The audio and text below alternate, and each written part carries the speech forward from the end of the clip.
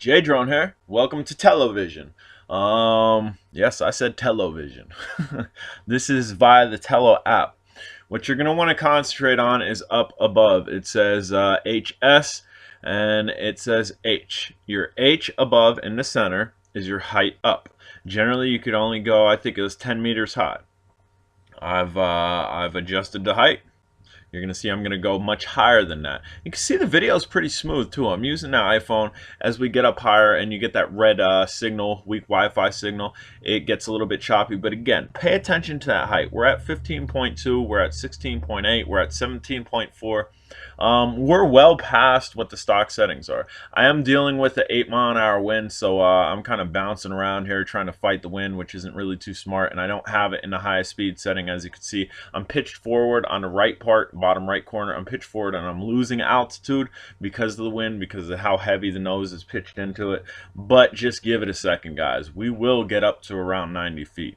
And as you can see, we're getting a yellow warning there. Visual position may fail. And then we got our Wi-Fi warning again. And again, we are at 12.8, 13.7, 14, 15, 16, 17, 18, 19. And now our signal came back at 24, but it keeps cutting out. Pay attention to that meters. We're at 27.0, 27.2, 27.3, 27.3, 27.4, 27.5. That's 90 feet up, dude. 90 feet up with the Tello. As you can see, bottom left corner, I am trying to bring this down. You can see the height is going down. And now we have our video transmission again, which again, when it's not out far of range, it's really smooth right now.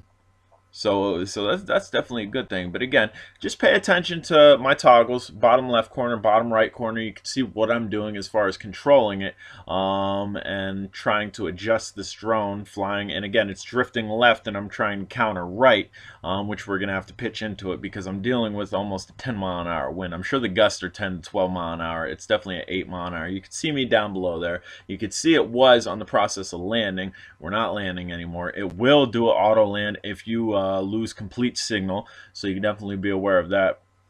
And I will turn up the speed on this.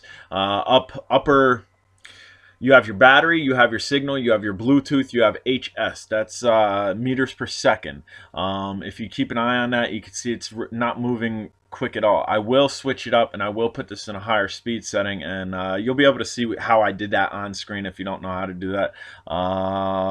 Fly safe in windless condition, and it's not that way. You actually want to click the cog wheel, and then you want to go flight speed to fast, and that'll increase that. Now you can pay attention to that fast HS, the 0.1 meters a second when I decide to start moving, and as you can see, the height's going up much quicker now. Meters per second, you'll see when I decide to do a run out, but again, we are at 14, 15 meters high, which is 5 higher than the stock setting is. We're at 17.7, and again, a windless day, like it's suggesting to fly, and would be ideal for this, but I had to do it. I even went outside. We're at 20.7, 21.3. I even went outside. I'm like, oh, it's a little bit windy, but it's like, nope, I have to do it. I downloaded the app. It was super simple. You connect to the Tello, then you go into the app without being in the Tello app, and you adjust the highest setting that you want to be in, and then bam, that's it. Close it out and go fly. I don't know if the Tello holds that setting. I have it charging. I will be going out again. It's been the Tello channel on the J Drone channel. I've been messing around with it a lot because I am fascinated with it. It's a cheap drone, but it has all the opportunity. We're at 14.7 meters a second, or 4.7, not 14, 4.7 meters a second. I think it is the highest we're at. I'm fascinated by it, with the range extender, with the camera itself, with what it can actually do. And I think as they rethink this, there will be a Tello 2. I think there will be a Tello 2 that's going to have an SD card. An SD card would be king. Bam, we're at 8. We hit 8 meters a second. I think ideally that will translate to where they're going to make this, maybe have a controller. Having a controller would be awesome. But to to be able to record on board and not have to just rely on what we're seeing here, where when we get out of range, it gets a little fuzzy, it gets a little pixelated. But when we're in range, like we are right now, it's pretty decent. That's pretty decent video quality right there. And I think I noticed when we're in the fast setting versus the slow setting, you don't really have that video stabilization. Just like the Breeze, when you're in 4K, you don't have video stabilization versus when you are in 1080p, you have video stabilization. I could be wrong, but that's just an observation that I'm seeing right now. And again, we are climbing up a little bit, and we are not 2.9. We're at 3, we're at 4, we're at 5. You can see a guy walking straight ahead, just off center to the left. That's actually one of my neighbors that walks by my house all the time with his dog. You can see him. It's pretty clear. And again, really not pixelated. I have my bars, and then it'll start to cut out here. Again, we're at 11.1, 12 point something. He stopped to let the dog go to the bathroom. Wi-Fi signal. Fly closer to your mobile device. For some reason, guys, that the Wi-Fi extender that I have, the app for iPhone is not the same as the app for Android. So I can't use the Wi-Fi extender with my iPhone, so I'm going to have to try this with my Android, and hopefully I get the same video quality. Again, it's jumping a little, and you can see bottom left corner, I'm trying to bring it down to where we have good video transmission so we can kind of follow my neighbor down that road, and you can get the video. It's really pixelated, weak Wi-Fi signal. We have no bars up there. We've gained 2, we've gained like 4. As the bars come back, the video quality will come back as well. And again, wind. This drone is not a wind eater. I should not be flying this in wind. I don't suggest you guys flying it in anything more than 4 to 5 miles an hour, and even at that juncture, that might be a bit much for this with a novice flyer. Myself, I'm definitely not a novice flyer, so we're pushing almost 10 mile an hour winds, and there's very good possibility that I could have lost this. Check out, we're at 6 meters a second. We hit 6 meters a second flying forward, and getting a little bit choppy. Fly closer to yourself. Wants me to fly closer to myself. There should be, dude, they should make a device. They should make a device that just clips on the back of your phone to amplify the antenna in your phone. I think back in the day they used to have things like that you would put on top of your phone to get better cell phone reception when cell phones first came out. There should be a device for that, man.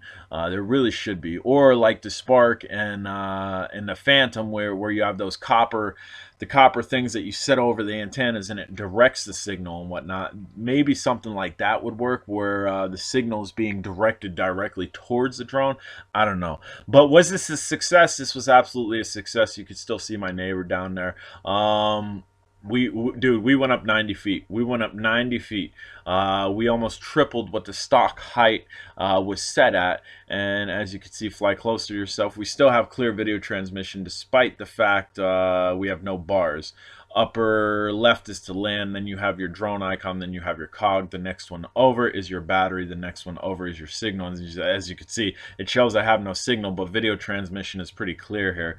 And Bluetooth, we don't have Bluetooth connected. That's another thought that I'm thinking. I have a controller that will plug directly into my iPhone, and maybe that'll give me better range because my hand's not on the phone and my hand won't be blocking the antenna inside the drone. Because I noticed with the Parrot Bebop just flying with the cell phone, I have limited range compared to using a Bluetooth controller, which should not be increasing the range at all. But the theory in that is my hands aren't wrapped around the cell phone, and maybe having your hands wrapped around the cell phone is actually blocking the antenna per se, where you are going to get limited range versus it's sitting on top of something, or your hands just not being completely around it. I have large hands, so the entire back of the phone is covered. So the transmission is having to go through my hand and go to the drone, which I would think would probably limit it, just like FPV. When you're wearing goggles and you fly behind yourself, it gets a little bit sketchy because you have a lot of water in your head. Our bodies are comprised of water, and signal does not go through water really well. So that's my thoughts on that. Low battery warning, land as soon as possible. We are going to land as soon as possible. If you ignore that warning and you continue flying, it will allow you to continue flying. It will try to land. You can fight it, but once your battery gets so low, it's going to do like a manual front flip or a manual back flip and just shut off and crash land. So be aware of that. If you're not over grass, I wouldn't suggest doing that. I was over grass. The drone was unscathed. Guys, if you haven't subscribed to my channel, please do. And And if you want to check out this app, I have a video for it. Link will be down below in the description. Take care.